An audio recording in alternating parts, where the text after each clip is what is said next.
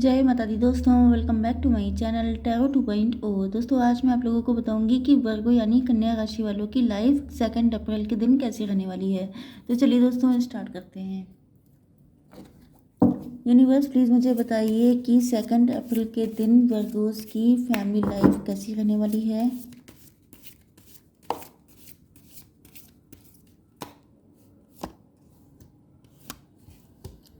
Second April के दिन Virgos की बिजनेस एंड जॉब कैसी रहने वाली है।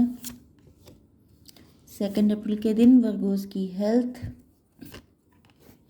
एंड 2 अप्रैल के दिन वर्गोस की love life and marital life.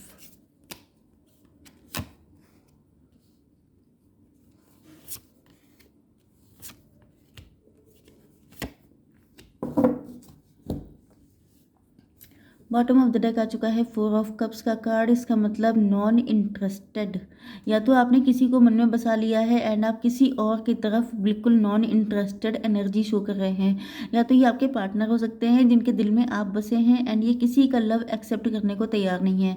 चाहे आप लोग मैरिड हों, चाहे आप लोगों के प्रपोजल आ रहे हों, दोनों सिचुएशन में कंडीशन यही हो सकती है। कुछ लोगों के लिए आप लोग कंफर्ट जोन में आ चुके हैं। अगर आप लोग डिवोर्सी सेपरेटेड हैं या आपका कोई पास्ट का ट्रॉमा है मैरिज या लव से रिलेटेड, तो अब आपने सोच लिया है कि अब आप अकेले ज़्यादा अच्छे हैं, किसी और के साथ रिलेशनशिप नहीं कर पाएंगे। ओके क्योंकि जब आपके सामने बहुत सारे ऑफर्स आते हैं, ऑफर आपके लिए बड़े अच्छे अच्छे आते हैं, लेकिन वो आपको खुशी नहीं देते हैं बल्कि आपको और ज़्यादा डिप्रेस कर देते हैं। आपको लगता है कि एक बार तो आपका इतना नुकसान हो चुका है, अब क्या होगा। ओके तो आप खुश नहीं होते हैं और ज़्यादा नेगेटिव हो जाते हैं। ओके आपके पार्टनर के साइन है taurus, Virgo, Capricorn, cancer, Scorpio, Pisces, Libra, Gemini, Aquarius and Aries, Leo, Sagittarius. सबसे ज़्यादा स्ट्रॉन्ग एनर्जी में देख रही हूँ किसकी है। 1 2 3 4 कप्स की एनर्जी सबसे ज़्यादा है, मतलब कैंसर, स्कॉर्पियो, पाइसीज। बहुत इमोशनल, या तो आप हो सकते हैं या तो आपके पार्टनर। ओके इम्पॉर्टेंट नंबर है आपके लिए, मेन नंबर जो आया है वो है 4 नंबर आपकी इम्पोर्टेंट हो सकता है। 40 ईयर्स आपकी एज हो सकती है एंड अप्रैल का मंथ आपके लिए इम्पोर्टेंट हो सकता है। एंड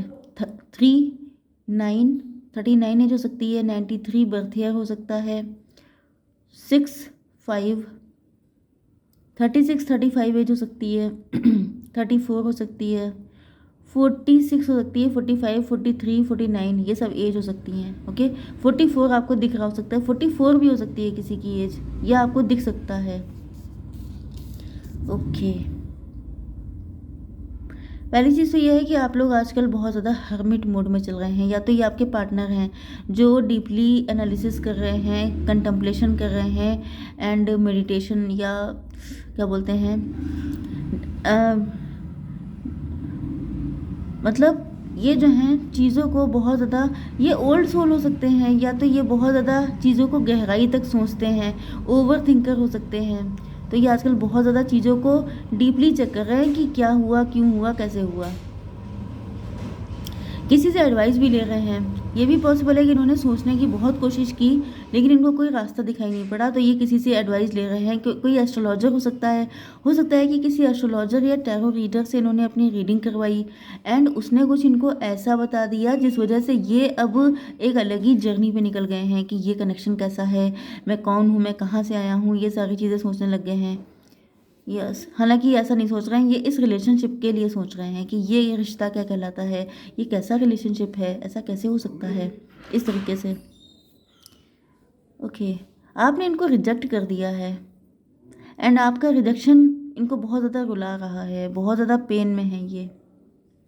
या तो ये पॉसिबल है कि इन्होंने कभी आपको वैल्यू नहीं किया, आपको हमेशा मतलब ये क्लोज्ड ऑफ एनर्जी में रहे, हमेशा नाराज़गी शो करते रहे एंड मतलब इनका जो एटीट्यूड था बहुत इगोइस्ट एंड इनके दिमाग बहुत ज़्यादा ऊंचे थे एंड इस मतलब इन्होंने आपको बिल्कुल भी वैल्यू नहीं दी है, हमेशा तलवार खड़ी रखते थे कि बस आओ एंड बराबर कर दें, वो वाली एनर्जी थी। ओके आपके बीच में कोई कोर्ट केस भी हुआ हो सकता है। बहुत सारे लोगों में मतलब जिसे कहते हैं सोशली डिफेम करना, बदनामी करना, 4 लोगों में बातें फैलाना, अगर आपका डिवोर्स हो चुका है, ये सब चीज़ें, तो इन्होंने आपको बुलाया बहुत है। एक कंडीशन ये हो सकती है, दूसरी कंडीशन ये है कि लोग क्या कहेंगे, इस डर से इन्होंने आपके साथ कनेक्शन नहीं बनाया। अपने आप को बहुत अथॉरिटेटिव, बहुत ज़्यादा गुस्सैल ऐसा शो करते रहे, बड़ा इगोइस्ट शो किया है कि मतलब मैं झुकता नहीं है, मैं झुकेगा नहीं, इस तरह की एनर्जी। एंड अब ये रो रहे हैं कि ये क्या हो गया। तो ये कंtemplation कर रहे हैं, ये सब कुछ जो कुछ स्टोरी हो चुकी है उसको ये एनालाइज कर रहे हैं एंड इनको लग रहा है कि बहुत बड़ी गलती हो गई। ओके, अब आपकी बिजनेस एंड जॉब।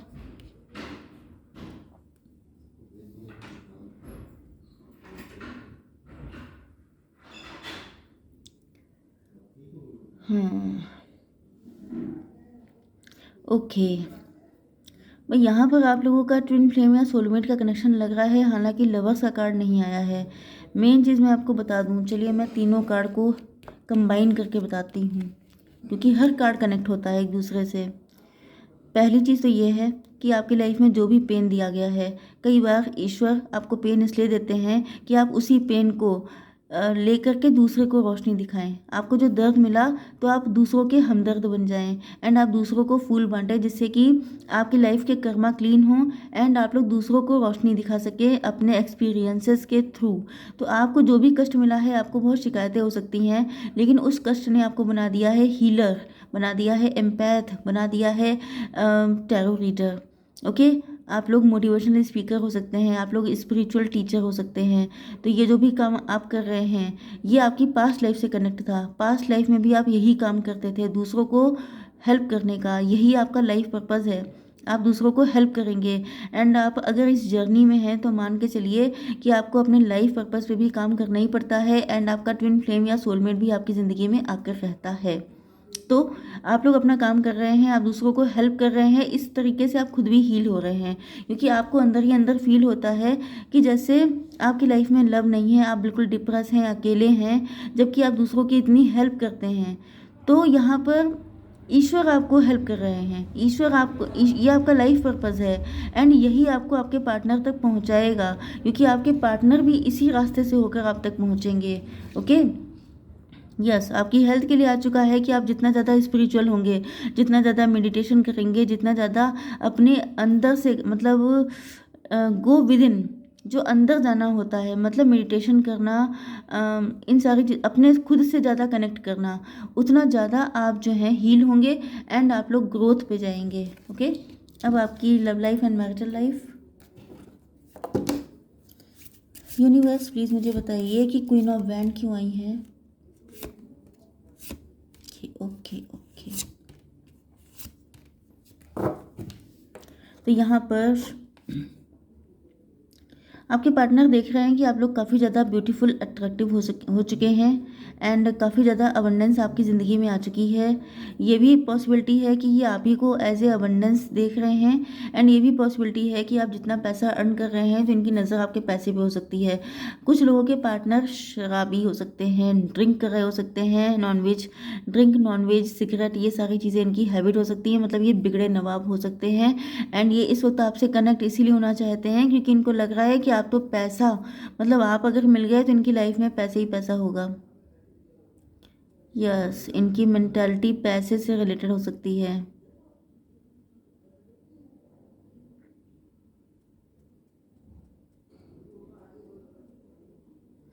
यस, और कुछ लोगों के पार्टनर हैं जो आप ही को ट्रेजर मानते हैं, मतलब इनको आपके पैसा नहीं बल्कि आपकी ज़्यादा वैल्यू है।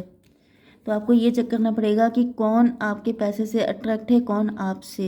ओके, ये बहुत ज़्यादा कंtemplation तो कर रहे हैं एंड इनको रियलाइज़ भी हो रहा है कि जैसे आप लोगों का पास्ट लाइफ का कनेक्शन है। यस, क्योंकि या तो जब से आप लोग बहुत ज़्यादा स्पिरिचुअल हुए हैं तब से ये भी स्पिरिचुअल हो गए हैं, या तो आपकी टैरो रीडिंग ये देखते हैं तो इनको लगने लगा है कि जैसे ये सब क्या है, ट्विन फ्लेम क्या होता है, सोलमेट क्या होता है, ये इन सारी चीज़ों को जानने की इनकी इच्छा बढ़ गई है एंड जब इन्होंने जाना है तो इनको लगा है कि मतलब ये तो बिल्कुल अनोखी चीज़ हो गई है। यस, यस, तो इन्होंने जो है आपके साथ ये इन्होंने आपको घोस्ट कर दिया होगा, ये भाग गए होंगे, कोई फाइट हो गई होगी आपके बीच में, लेकिन ये रिश्ता ख़त्म हो गया था, मूव ऑन आपने कर लिया होगा। बट अब इनको रियलाइज़ हो रहा है जैसे आप ही इनके परफेक्ट पार्टनर हैं, या अब आप खुद इतने परफेक्ट हो चुके हैं तो अब आप इनसे शादी क्यों करेंगे? अब तो आपके पास मतलब आप एक ऐसे इंसान हो सकते हैं जो जहाँ हाथ डालते हैं वहाँ से गोल्ड निकल आता है। यस, इनको फील हो रहा है कि आप तो अपने जैसा ही कोई पार्टनर चाहेंगे, परफेक्ट पार्टनर। यस, इनको बहुत बुरा लग रहा है कि इन्होंने आपके साथ ऐसा बिहेव क्यों किया, क्योंकि आप लोग बिल्कुल डिटैच हो चुके हैं इनसे। आपकी लाइफ में 2 पर्सन होने के चांसेस बहुत ज़्यादा स्ट्रॉन्ग हैं। ओके।